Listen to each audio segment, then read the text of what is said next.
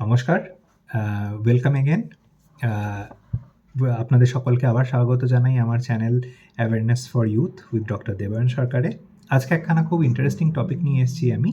সেটার নাম হচ্ছে fast brain and slow brain. এটা নিয়ে হয়তো আমি আগেও কোনো কিছু ভিডিওতে মেনশন করেছি। আজকে চলুন এই টপিকটার ব্যাপারে বিস্তারিতভাবে ডিসকাস করা যাক। আমাদের ব্রেনের মধ্যে কিছু বিভিন্ন রকমের অংশ রয়েছে, বুঝলেন? তো তার মধ্যে কিছু পার্ট রয়েছে যেগুলো কিনা আমাদের স্মৃতিশক্তিকে মেনটেন করার জন্য কাজে লাগে। কিছু পোর্শন রয়েছে যেগুলো কিনা আমাদেরকে দেখতে, শুনতে এবং কথা বলতে সাহায্য করে। বিভিন্ন রকম অঙ্গ-প্রত্যঙ্গ নাড়াচাড়া করতে সাহায্য করে এবং ইভেন আমাদের যে সারা দেহে যে বিভিন্ন রকমের আরও ফাংশনসগুলো হয় সেগুলোকে কন্ট্রোল করে। এবারে একটা পোর্শন আছে যেটা কিনা খুব ইম্পর্ট্যান্ট স্ট্র্যাটেজিক ডিসিশনগুলো, যেগুলো কিনা মানে লং টার্মে খুব ইম্পর্ট্যান্ট কাজে দিতে পারে, সেটার ব্যাপারে দূরদর্শী ভাবনা চিন্তা করার জন্য রেসপন্সিবল। আর আমাদের ব্রেনের কিছু পার্ট রয়েছে যেটা কিনা খুব প্রিমিটিভ, মানে এইরকম ওই পার্টগুলো জেনারেলি ছোট অর্গানিজম, মানে ইঁদুর, বিড়াল বা আরও পুরনো মানে এভলিউশন বা বিবর্তনের টাইম স্কেলে যেগুলো আরও অনেক পুরনো অ্যানিমালস, তাদের মধ্যেও সেই ব্রেন পার্টগুলো দেখা যায়। তার মধ্যে একটা হচ্ছে ধরে নিন বেসাল গ্যাংলিয়া। তো সেগুলো আমাদের বেসিক্যালি খিদে, সেক্স, তারপরে threat to any sort of আক্রমণ বা কোনো ডেঞ্জারকে পারসিভ করে সেটার এগেনস্টে রিয়্যাক্ট করতে সাহায্য করে। তো এবারে আমাদের ডিসিশন মেকিংয়ের জন্য কোথায় গিয়ে আমাদেরকে আলটিমেটলি এই ব্যাপারটাকে নিয়ে ভাবনা চিন্তা করতে হবে। তো আমাদের লাইফে অনেক রকমের ডিসিশন থাকে যেগুলো কিনা হয়তো আমাদের শান্ত মনে, শান্ত চিত্তে ভাবা উচিত। কিন্তু সেই জায়গাগুলোতেও অনেক সময় আমাদের ফাস্ট ব্রেনটা ইন্টারফিয়ার করে। এবার বুঝে নিই যে ফাস্ট ব্রেন আর স্লো ব্রেনের ফান্ডাটা কী। তো ফাস্ট ব্রেন হচ্ছে গিয়ে আমাদের ব্রেনের যে কোনো রকমের সিচুয়েশনের আন্ডারে দু রকমের রেসপন্স হতে পারে। একটা হতে পারে ফাস্ট ব্রেনের রেসপন্স, যেটা কিনা করি বা মরি, do or die kind of decisions নেয়। সেই জিনিসপত্রগুলো আমাদের লাইফে খুব ইম্পর্ট্যান্ট ছিল যখন আমরা একটা সময় খুব অসুরক্ষিত মানে একটা এনভায়রনমেন্টের মধ্যে থাকতাম। তার কারণ হচ্ছে গিয়া আমরা যখন প্রাচীন মানবের ক্ষেত্রে যেটা কিনা সমস্যা ছিল যে তারা সবসময় এই জিনিসটা ভাবনা চিন্তা করতে হতো যে কে কোন জন্তু কোথা থেকে অ্যাটাক করবে। তাদের সবসময় প্রাণের একটা ভয় ছিল এবং তাদেরকে সবসময় খুব অ্যালার্ট থাকতে হতো। এজন্য আমাদের ব্রেনের ফাস্ট এরিয়াটা আমাদেরকে খুব ফাস্ট ইনফরমেশন প্রসেস করে একখানা ডিসিশন নিতে বাধ্য করে। কিন্তু এই পার্টটা যদি আমাদের মধ্যে খুব বেশি শক্তিশালী হয়ে যায়, তাহলে পরে আমরা যেই ইম্পর্ট্যান্ট লং টার্ম ডিসিশনসগুলো নিতে হয় সেই জিনিসপত্রগুলো খুব ভালো করে ডিসাইড করে উঠতে পারি না। তার কারণ আমাদের সব জায়গায় কিন্তু খুব ফাস্ট ডিসিশন নিলে হবে না। ধরে নিন আমাকে কোথাও একটা কোনো পয়সা ইনভেস্ট করতে হবে, কোথায় কোনো একটা চাকরি বাকরির ব্যাপারে একখানা ডিসিশন নিতে হবে, কোন লাইনে পড়াশুনো করব সেটার ডিসিশন নিতে হবে, কাদের সাথে সঙ্গতি করলে পরে আমাদের জীবনে উন্নতি হতে পারে সেরকম টাইপের একটা ডিসিশন নিতে হবে। কেউ আপনাদেরকে কোনো একটা কথা বলল, সেইটার বেসিসে যদি আমাকে কোনো একখানা ডিসিশন খুব রিলেটিভলি অল্প সময়ের মধ্যে নিতে হয়, তাহলে পরে আমরা কোন ব্রেন পার্টটা দিয়ে ভাবনা চিন্তা করছি সেটার উপরে অনেকটাই ডিপেন্ড করে যাবে আমাদের ডিসিশন মেকিংটা। তাহলে পরে আমরা প্রথমে আগে ফাস্ট ব্রেন নিয়ে কথা বলি। তো আমাদের ফাস্ট ব্রেনটা হচ্ছে গিয়ে আমাদের অনেকটা নি জার্ক রিফ্লেক্সের মতন। নি জার্ক রিফ্লেক্স যদি আপনারা সেই ক্লাস 9-এর বইটা, জীববিজ্ঞানের বইটা মনে পড়ে, তাহলে পরে দেখবেন ওখানটাতে একটা ছিল যে হাঁটুর কাছে একটা জায়গায় যদি প্যাটেলা দিয়ে মারা হয়, একখানা ছোট হাতুড়ি দিয়ে মারা হয়, তাহলে পাটা হঠাৎ করে নড়ে ওঠে। এটাকে বলে নি জার্ক রিফ্লেক্স। এই জিনিসটা কখন হয়?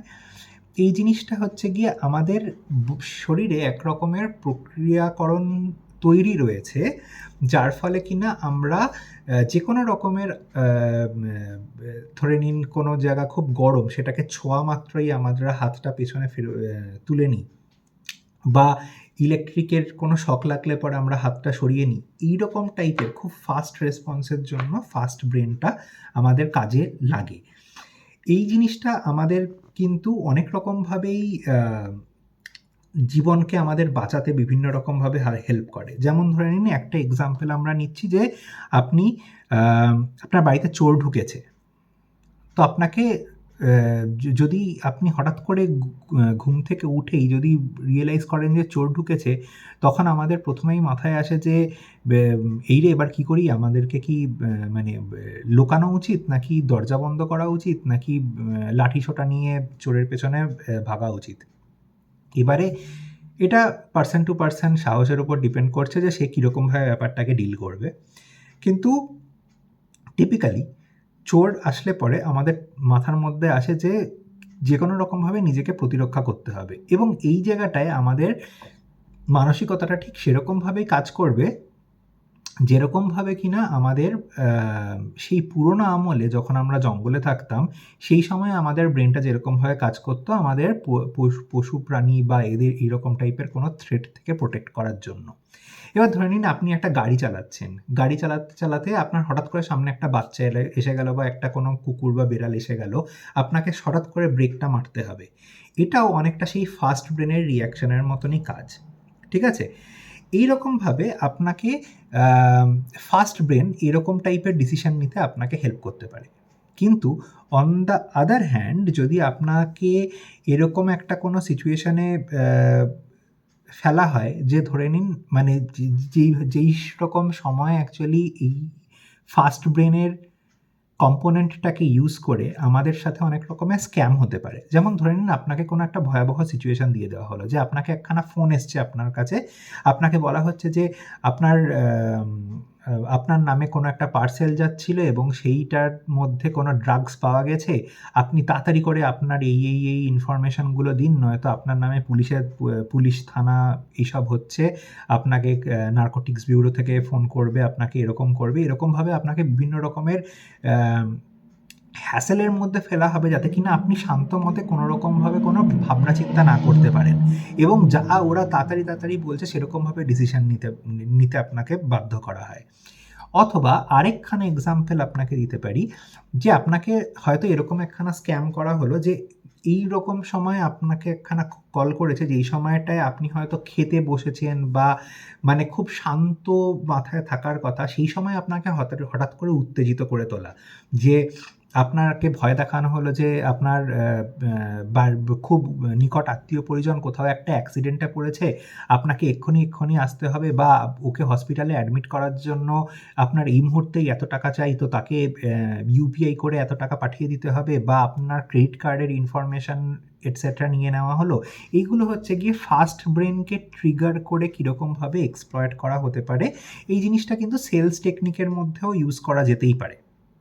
যেমন ধরে নিন আপনাকে কোনো একজন সেলসম্যান বললো যে আমার কাছে এটা আগামী ঠিক 1 ঘন্টার জন্যই অফার রয়েছে আপনাকে, বা আগামী ঠিক 5 থেকে 10 মিনিটের জন্য একটা অফার রয়েছে, এর মধ্যে আপনাকে ডিসিশন নিয়ে বলতে হবে যে আপনি এই প্রোডাক্টটা চান কি চান না, তাহলে পরেই আপনি এই পার্টিকুলার ডিসকাউন্টটা নিতে পারবেন, অথবা আপনার এই ডিসকাউন্টটা হাত থেকে বেরিয়ে যাবে। এরকম টাইপের যখন আপনাকে সাডেন স্টিমিউলাস দেওয়া হয় বা আপনাকে একখানা স্টার্টেল রেসপন্সের মধ্যে ফেলে দেওয়া হয়, তখন বেসিক্যালি আপনার ফাস্ট ব্রেনটাকে ইউজ করে কোনো একটা স্বার্থসিদ্ধির চেষ্টা হচ্ছে বলেই আপনি ধরে নিতে পারেন। কিন্তু অবশ্যই ফাস্ট ব্রেন আমাদের কিছু কাজে লাগে। যেমন ধরে নিন আমি প্রথমেই বললাম যে নিজেকে বাঁচাতে, কোনো গরমের ছ্যাঁকা থেকে আমাদের বডিটাকে প্রোটেক্ট করার জন্য, অথবা আমাদের গাড়ি চালাতে কোনো একটা ফাস্ট রেসপন্স নেওয়ার জন্য, বা নিজেকে কোনো একটা সিচুয়েশন থেকে বাঁচানোর জন্য। ধরে নিন গাড়িটা আপনার দিকে ছুটে আসছে, আপনার রাস্তা থেকে বেরিয়ে আসতে হবে, সেটা গাড়িটার স্ট্রেট লাইনে যাতে আপনি না থাকেন, এই টাইপের ডিসিশনগুলো নিতে আপনার ফাস্ট ব্রেন আপনাকে হেল্প করবে। এবারে আসছি যে স্ট্র্যাটেজিক প্ল্যানিং এর জন্য যে স্লো ব্রেনটা দরকার, সেইটার ব্যাপারটা কি। স্লো ব্রেন সবসময় আপনার একখানা লং টার্ম ভিশন এবং লং টার্ম ডিসিশনের জন্য কাজে লাগবে। যেমন ধরে নিন যে আমি মাধ্যমিকের পরে কোন লাইনটা চুজ করব, সায়েন্স, আর্টস না কমার্স। মানে এখনকার দিনে এই লাইনগুলোই রয়েছে, এর পরবর্তীকালে হয়তো শিক্ষা ব্যবস্থা চেঞ্জের সাথে সাথে আরও অপশানগুলো আসবে, এবং I am very much waiting for that. আমার কীরকম জব চাই, আমার বন্ধু বান্ধব কীরকম হবে, আমি কীরকম লোকেশানে জব চাই, এরকম টাইপের যেই ইন্ট্রিকেট ডিটেলসগুলো নিয়ে ভাবনা চিন্তা আমাদের করার দরকার রয়েছে। এইটা কিন্তু স্লো ব্রেনের কাজ, কারণ আমাদেরকে প্রত্যেক কটা স্টেপকে যতটা পারা যায় নিখুঁতভাবে প্ল্যানিং করার দরকার রয়েছে। ধরে নিন আপনি একটা বাড়ি কিনতে চান, সেই রকম সময় আপনি কি আপনার প্রাইমারি রিকোয়ারমেন্ট, আপনার ফ্যামিলির রিকোয়ারমেন্ট হিসেবে আপনার কি দরকার সেই প্রপার্টিটাতে থাকবে এরকম আপনার দরকার, সেটার আপনার ডিসিশন আগে থেকেই নেওয়া থাকা দরকার। এবং আপনার জানা থাকতে হবে যে আপনার ধরে নিন পেমেন্ট প্ল্যান বা কীরকমভাবে কতদিন ধরে পে করতে হবে, কত টাকা আপনি লোন নিতে পারবেন, কত টাকা আপনার আদতে কুলোবে, মানে বাড়িটা কেনার জন্য কতটা অ্যাফোর্ড করতে পারবেন, এরকম সমস্ত জিনিস আপনার কাছে একখানা টেমপ্লেট বা একখানা প্ল্যানের মধ্যে থাকতে হবে। তাহলে পরেই যদি সেরকম টাইপের অপরচুনিটি হঠাৎ করে মার্কেটে এমার্জ করে, তাহলে পরে আপনি সেটাকে খুব অল্প সময়ের মধ্যে গ্রাস্প করতে পারবেন। কিন্তু অন দ্য আদার হ্যান্ড, আপনার যদি কোনো আইডিয়াই না থাকে যে আপনি কি চান, এবং হঠাৎ করে একটা সুযোগ এলো এবং আপনার মনে হলো যে এইটাকে যদি এখন না করি তাহলে পরে আমার প্রবলেম হয়ে যাবে, সেখানে কিন্তু একখানা ফোমো বা ফিয়ার অফ মিসিং আউট কাজ করে যাবে। তো এই ক্ষেত্রে মাথায় রাখতে হবে যে আমাদের কীরকম টাইপের জিনিসপত্র আমরা চাই, সেটার জন্য একটা অ্যাডভান্স প্ল্যানিং এবং কতর মধ্যে কি দামে কি চাই না চাই সেটার একটা আইডিয়া থাকতে হবে, যাতে কিনা কোনো একটা অপরচুনিটি ক্রপ আপ করলে পরে আমরা সেটাকে ইজিলি ধরে নিতে পারি। সিমিলারলি অন্যান্য ইনভেস্টমেন্টের ক্ষেত্রেও আমরা ধরে নিতে পারি যে ধরে নিন হঠাৎ করে রাশিয়া ইউক্রেন ওয়ার শুরু হয়ে গেল, তারপরে এদিক থেকে ইসরায়েল হামাসের যুদ্ধ চলছে, তো দেখা যাচ্ছে যে টাকার ভ্যালু কমে যাচ্ছে। তো আপনি যতই টাকা আপনার মিউচুয়াল ফান্ডে ধরে নিন বেড়ে যেতে থাকুক না থাকুক, কিন্তু সেটার একটা প্রবলেম এটাই হচ্ছে যে টাকা হয়তো আপনার বাড়ছে, কিন্তু টাকার ভ্যালুটাও কিন্তু সাথে সাথে কমে যাচ্ছে। আপনি দেখবেন যে কোনো দ্রব্যমূল্যের দাম হঠাৎ করে বেড়ে যাচ্ছে। তো সেক্ষেত্রে জেনারেল কনভেনশনাল আইডিয়াটা হচ্ছে যে কোনো স্থাবর সম্পত্তি, যেমন ধরে নিন সোনাই হোক বা কোনো বাড়িই হোক বা এরকম টাইপের জিনিসপত্রে যদি আপনি টাকাটাকে ব্লক করেন, টিপিক্যালি সেটা over a period of time better yield দিতে পারে। এবারে হ্যাঁ, যদি আপনি ইকোনমিস্টদের অনেক রকমের চর্চা দেখেন, তাহলে পরে এবার ধরে নিন আপনি এমন একটা জায়গায় মানে বাড়ি কিনতে গেলেন যেখানে কিনা আপনার মানে ওখানকার স্টোরিটাই সেরকমভাবে ডেভেলপ করছে না, মানে আপনি যেই ক্যাপিটালটা ইনভেস্ট করছেন সেইটা ইভেনচুয়ালি অতটা বাড়বে না। মানে আপনি যদি আজকে 50 লাখ টাকার বাড়ি কেনেন, তাহলে পরে সেটা আজ থেকে 20 বছর পরেও ওটা 1 কোটি টাকার বাড়ি হবে না। এরকম টাইপের যদি স্টোরি হয় এবং ইভেনচুয়ালি যদি দামটা মোর অর লেস ফ্ল্যাটই থাকে, তাহলে পরে আপনি হয়তো ভ্যালু ফর মানিটা সেরকমভাবে পাচ্ছেন না। তো এইরকম টাইপের জিনিসপত্রের জন্য একটা অ্যাডভান্স প্রিপারেশন দরকার, এবং এই অ্যাডভান্স প্রিপারেশনটাই আপনার স্লো অ্যান্ড স্ট্র্যাটেজিক ব্রেনটা আপনাকে পাইয়ে দেয়। তো আমাদের আজকের যেই অবজেক্টিভটা ছিল এই ভিডিওটার থ্রুতে বোঝার, সেটা হচ্ছে যে আমরা কীরকমভাবে আমাদের ব্রেনকে বাইরের নিউরো মার্কেটিং বা কাইন্ড অফ স্ক্যামিং অ্যাপ্রোচ থেকে বাঁচাতে পারি, এবং কীরকমভাবে আমরা আগের থেকে প্ল্যান প্রস্তুতি রেখে আমাদের নিজেদেরকে বিভিন্ন রকমের বিপদ এবং কীরকমভাবে আরও অন্যান্য রকমের ভুল ডিসিশান নেওয়া থেকে বাঁচাতে পারি এবং ভালো ডিসিশানের দিকে ডাইরেক্ট করতে পারি। আরেকখানা খুব ইম্পর্টেন্ট জিনিস হচ্ছে গিয়ে অনেক সময় ইন্স্যুরেন্সের ব্যাপারটাও ভাবা কিন্তু খুব দরকার, এবং এই টপিকটা হয়তো আমি এই ভিডিওটার মাঝখানেই একটুখানি হিন্ট দিয়ে দিচ্ছি যে এখনও দেখা যাচ্ছে যে ইন্স্যুরেন্স মার্কেটটা আমাদের ইন্ডিয়ান সোসাইটিতে কোয়াইট আন্ডাররেটেড মার্কেট, এবং এখানে ইনভেস্ট যারা করেন তারা over a period of time long টার্মে এখান থেকে প্রফিট পেতে পারেন, কারণ ইন্স্যুরেন্স মার্কেটটা ওয়েস্টার্ন সোসাইটিতে কোয়াইট হাইলি ভ্যালুড, এবং ইন্স্যুরেন্স অলমোস্ট সকলকেই ইউজ করতে হয়, কারণ এখানে ছোট ছোট রিপেয়ারের দাম অনেক বেশি। ইন্ডিয়া ধীরে ধীরে কিন্তু সেই জায়গাটায় চলে যাচ্ছে, এবং সেটার জন্য প্রিপেয়ার্ড থাকার জন্য, বা আপনার ধরে নিন কিছু হয়ে গেল, আপনার পরিবার পরিজন যাতে খুব খারাপ অবস্থায় না চলে যায়, সেটার জন্য প্রথমত আপনাদের প্রত্যেক কটা যা যা সেভিংস ইকুইপমেন্ট রয়েছে সেখানে প্রপার নমিনেশন থাকাটা দরকার, নাম্বার 1। নাম্বার 2 হচ্ছে যে লাইফ ইন্স্যুরেন্স, টার্ম ইন্স্যুরেন্স টাইপের জিনিসপত্রগুলো আমাদের ফিউচারে আমাদের পরিবার পরিজনের সেফটির জন্য খানিকটা তৈরি রাখা উচিত। সো এই পার্টগুলো এক্সিকিউট করার জন্য, এগুলোকে সার্থকভাবে কমপ্লিট করার জন্য আমাদের স্লো ব্রেনের কাজটা, মানে স্লো ব্রেনের কম্পোনেন্টটা আমাদের কাজে আসে। তো আশা করি এই ভিডিওটার থ্রুতে আপনাদের কিছু ক্ল্যারিটি হলো এই টপিকটার ওপরে, এবং আশা করি এই ফাস্ট অ্যান্ড স্লো ব্রেনের ক্ল্যারিফিকেশানটা আপনাদের খুব কাজে লাগবে, ডিসিশন মেকিংয়ে অনেকটাই হেল্প করবে, এবং এটার ব্যাপারে আপনারা অনেকটা বেশি মাত্রায় সচেতন হলেন। তো এই বলে আজকে আমার ভিডিওটাকে শেষ করব। আশা করছি আপনাদের ভিডিওগুলো ভালো লাগছে।